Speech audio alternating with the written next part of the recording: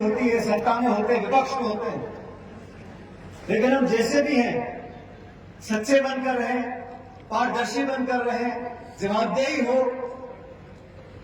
और ऊंची आवाज में आपके संघर्ष कर सकें, आपके अधिकार पे लड़ सकें। ये जो राजनेता करेगा, जो जनप्रतिनिधि करेगा, वो लंबी पारी खेल सकता है। अभी घनश्याम जी गाड़ी बात कर रहे थे, दौसा से आते आते आप किलोमीटर तो कम है, लेकिन बहुत जगह हम रुकते आए, तो मुरारी मीणा जी ने कहा कितना समय लगेगा, तो एक घंटा लग सकता है। तो उन्होंने कहा घंटा लगेगा तो घनश्याम जी बहुत सारी कहानी सुनाएंगे। किससे सुनाने में घनश्याम जी से तो दूसरा मुकाबला नहीं कर सकता। सही कर रहा, गलत कर रहा हूं?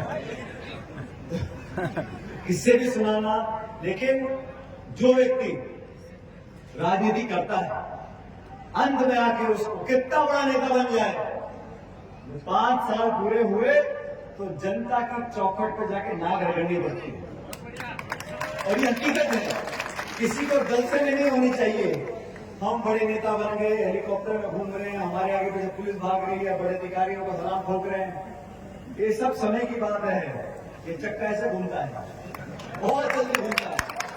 और कुछ लोगों को गलतफहमी हो जाती है, कुछ लोगों को गलतफहमी हो जाती है कि हम जो कुछ बने, जिस पद की शपथ ली है, कितने बड़े बड़े बजट की घोषणा करते हैं, देश दुनिया में फोटो चिपका रहे लोग, क्यों? क्योंकि जनता ने वोट डाला है। जनता को जो भूल गया और ऐसे ऐसे करके आगे बढ़ गया, उसको भी जनता ऐसा लगा लगाती है, वो भी मैं देखा है।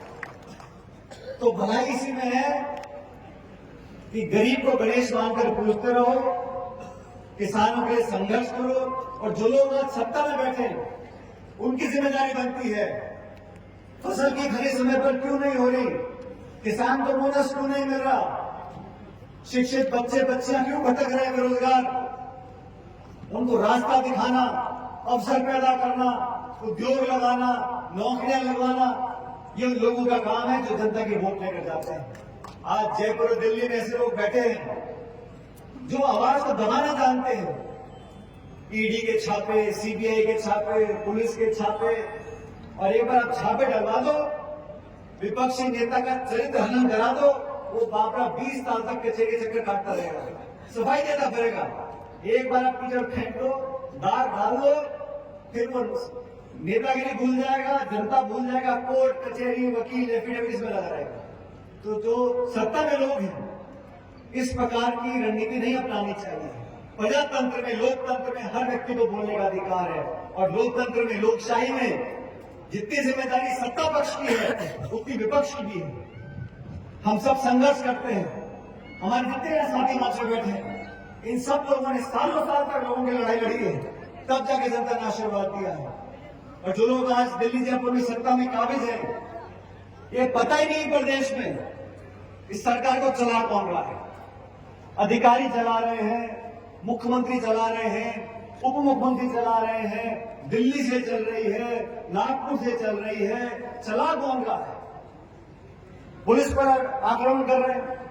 सीकर में हुआ 2 दिन पहले, आजकल भीलवाड़ा में हो गया, लूटपाट हो रही है, गैंगवार हो रहे हैं, गोलियां चल रही हैं, आबरू लूटी जा रही है बहन बेटियों की, को संभालने वाला नहीं है।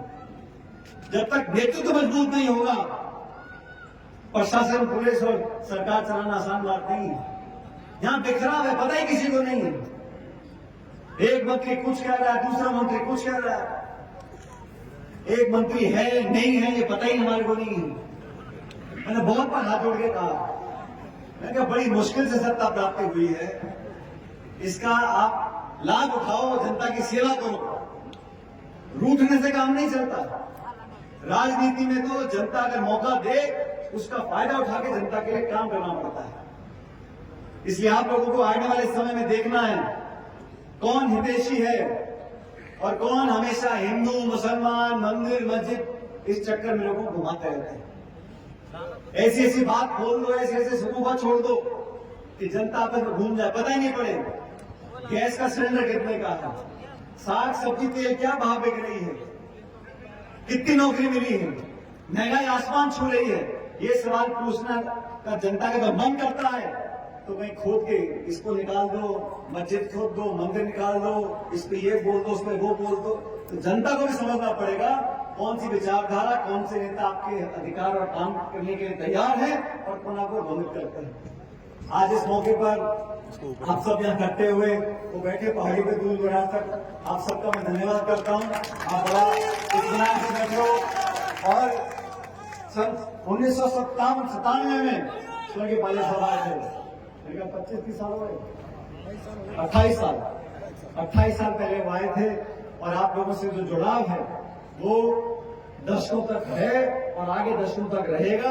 आपके लिए जितने नेता मंच पर बैठे, हम सब मिलकर आपका काम करते रहेंगे। हमारा एक ही लक्ष्य है कि ये जिला, ये प्रदेश राजस्थान उज्जवल बने, प्रगति के रास्ते पर जाए, अमन, चैन, भाईचारा, आपसी प्रेम मोहब्बत हमेशा बनी रहे, बच्चों को रोजगार मिले, किसान खुशहाल हो। इस सपना पूरा करने के लिए जो पायलट साहब ने बातें बोली थी, उस रास्ते पर हम चलेंगे। जिन लोगों ने आयोजन किया, मैं दिल से उनका धन्यवाद करना चाहता हूँ। हमें आमंत्रित किया, आप सबका बहुत धन्यवाद। आप लोग हमेशा खुश रहो। बहुत बहुत धन्यवाद। जय हिंद। राम राम।